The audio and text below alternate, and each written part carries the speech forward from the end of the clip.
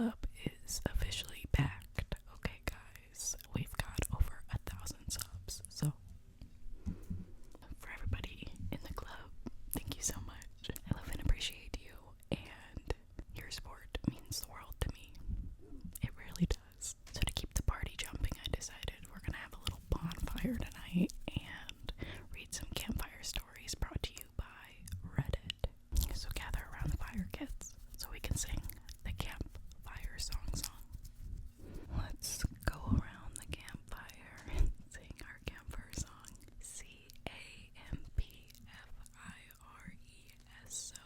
Campfire song. Campfire song. And we're happy to just sing along. Bum, bum, bum. Campfire song. Campfire song. Campfire song. And we're happy to just sing along. Bum, bum, bum. Campfire song. Patrick song. Campfire song. Squidward. Good. It'll help. It'll help. If you just sing along. Oh yeah, breaks guitar. Let's get started. So, what's your favorite campfire story?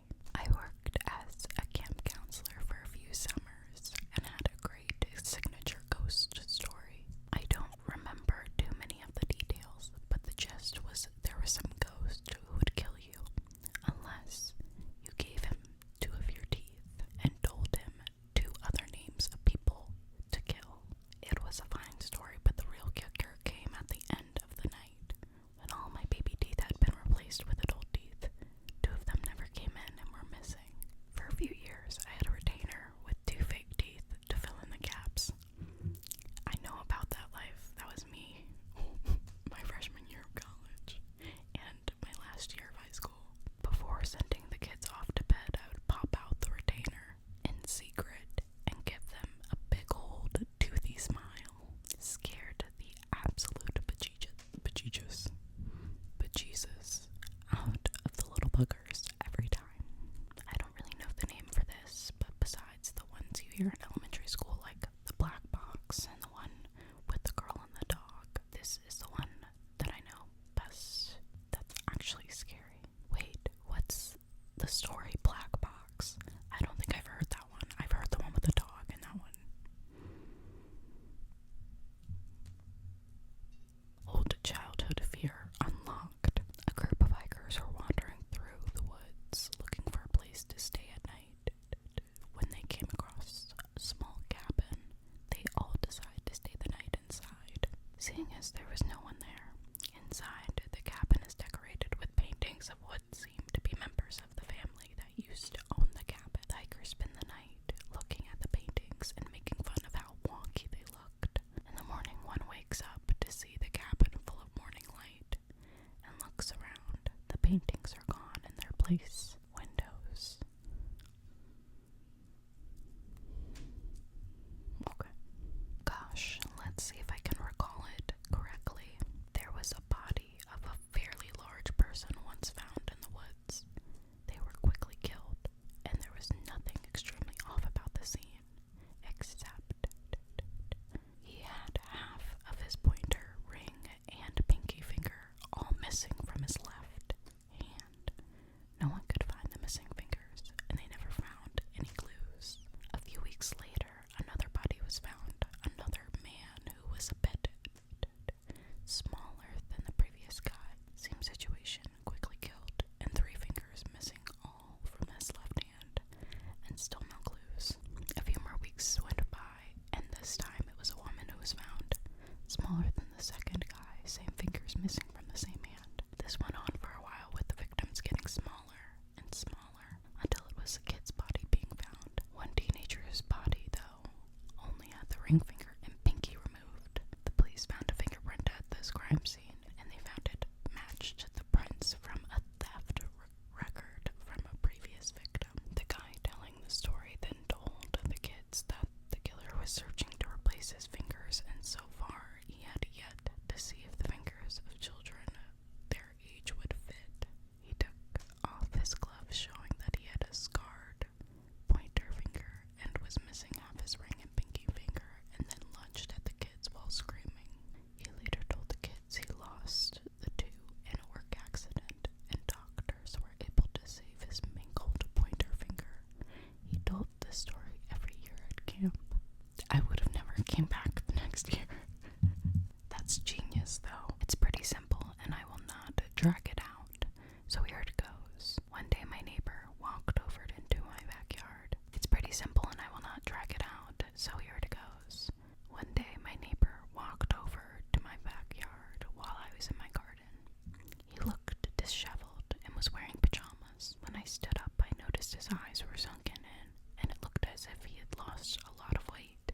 I tried to crack a joke about it. This would be a great day to go down to the beach, if it were not for the weather being so cold. But the joke fell flat. A week later, I bumped into his wife at the post office. She was in line in front of me, mailing about a dozen packages. I asked her if her husband was feeling better, because he looked a bit under the weather last week, or when he was in my backyard. She tells me I must have been mistaken. He passed away over a month ago from cancer. The packages she was mailing were his action figure toy collection she sold online. I was speechless.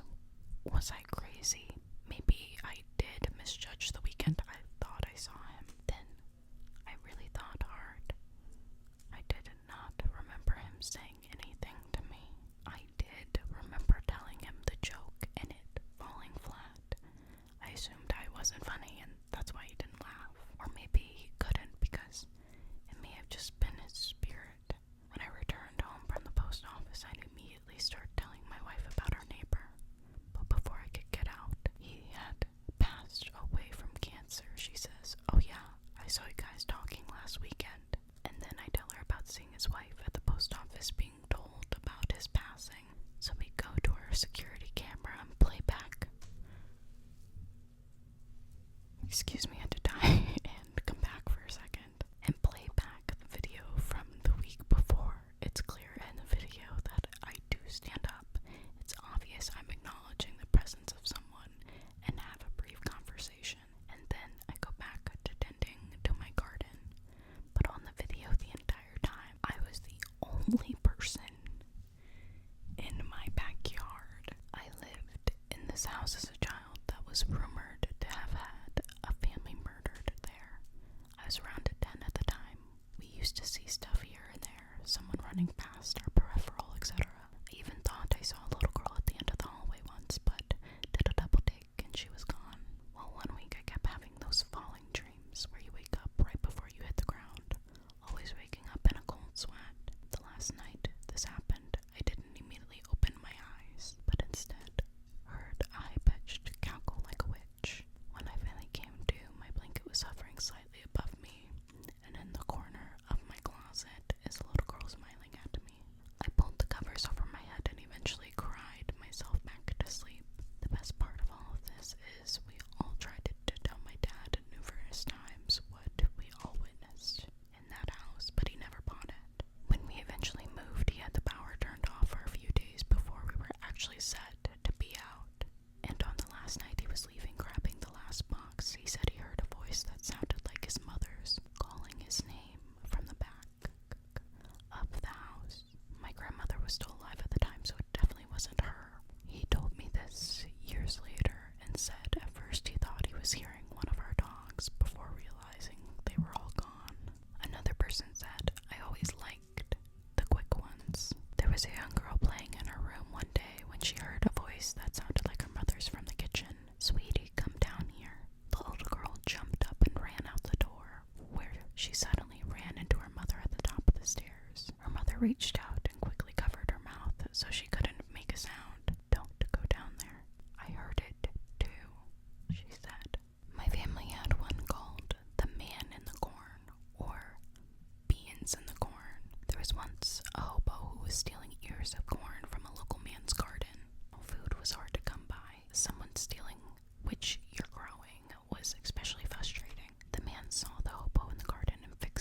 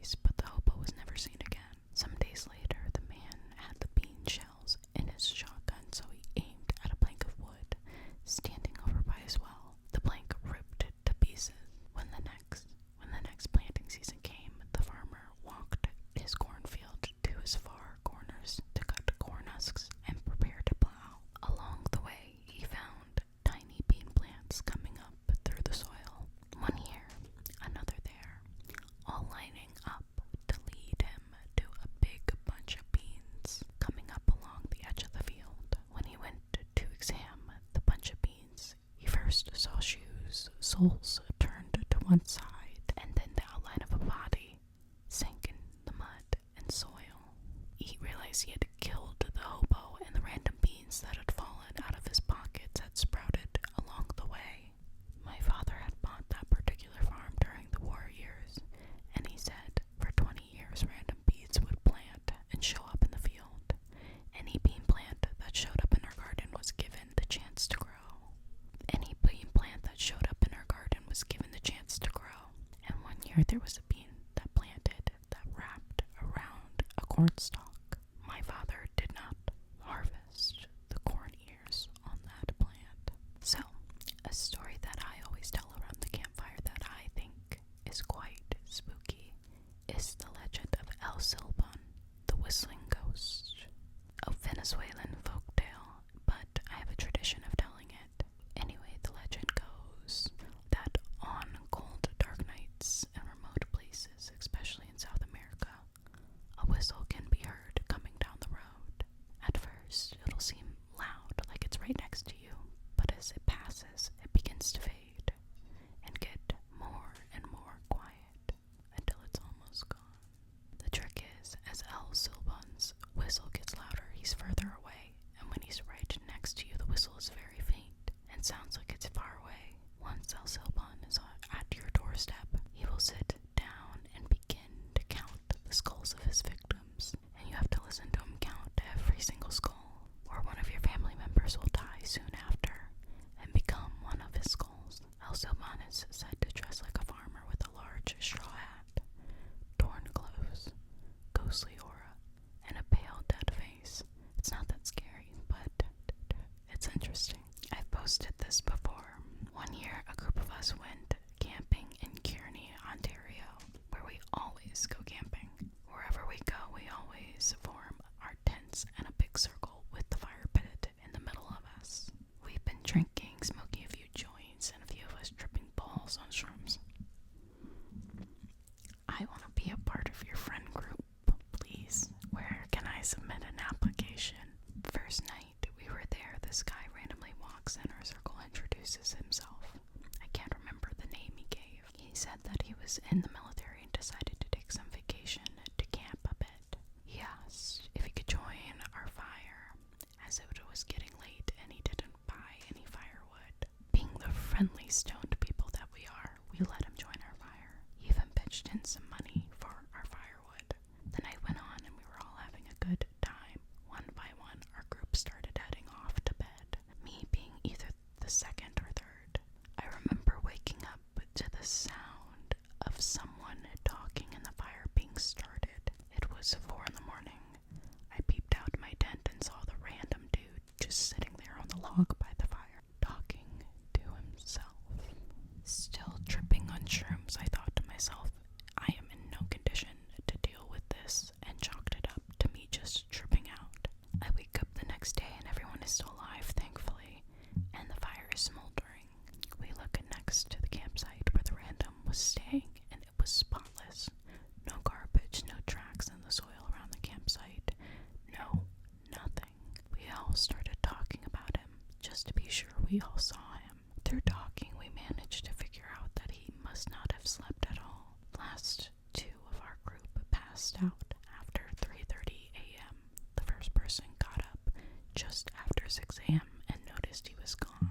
The rest of the camping trip went well, and we all went home. Fast forward maybe like 4 to 5 years later, I flip on the news and there is a picture of someone I could swear I recognize.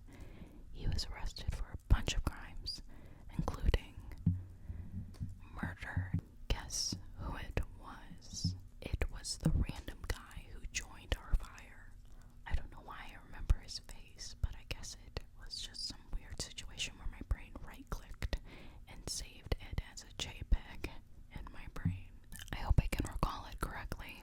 I'll summarize. There's this creature who follows people around and takes the appearance of other women in large groups. When she gets one man alone, she'll come real close to him and get cozy.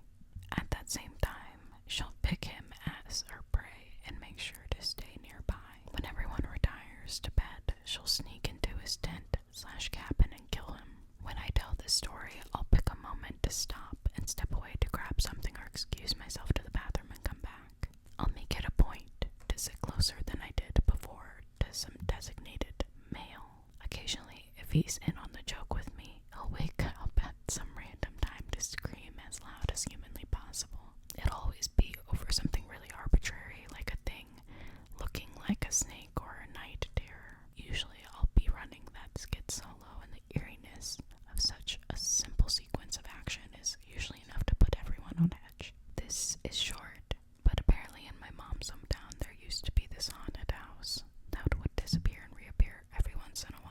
In the hometown there were a lot of superstitions and whatnot since it used to be in the province. Apparently the owner of the house married a mythical creature or something, and when the person died, the mythical creature was really sad.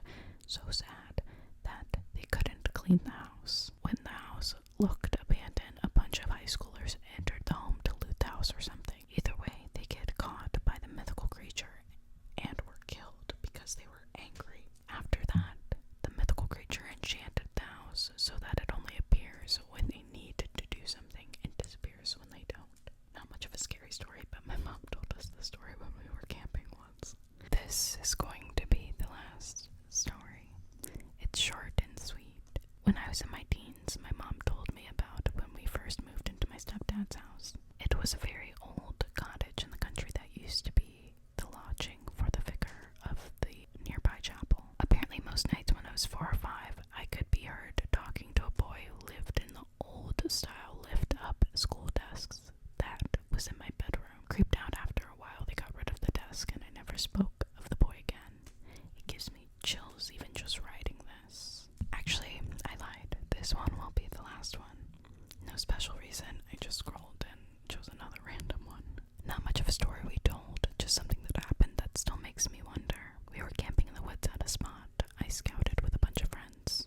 Small fire, marshmallows and stuff. Then one guy spotted a light between the trees, but like a red laser light. The forest was dense, so I don't know what could have gone through that much trees, or that many trees, for more than 100 meters. We were kind of afraid, so no one got up to check the source, as it wasn't moving or anything, so we kind of forgot about it after a while. Still wonder though. You know what? This reminds me of a story of one time me and my friends were walking on a trail at night. No reason, no sketch shit at all was happening, but me and my friends in high school were walking along this trail in our hometown, being ourselves, lovely ladies, and we see like this red light in the distance. Just this red light. We didn't know what it was. It was creepy. And then it would change colors randomly. Like, I think it would go back and forth from red and green, and before you all stop me and comment, oh bitch, it was just a stoplight. It wasn't. It wasn't. We were in the middle of a motherfucking trail. But on that note, that's all I have for you guys today. I hope you enjoyed these campfire song stories. Don't forget to like, subscribe, and all that jazz. And if you have your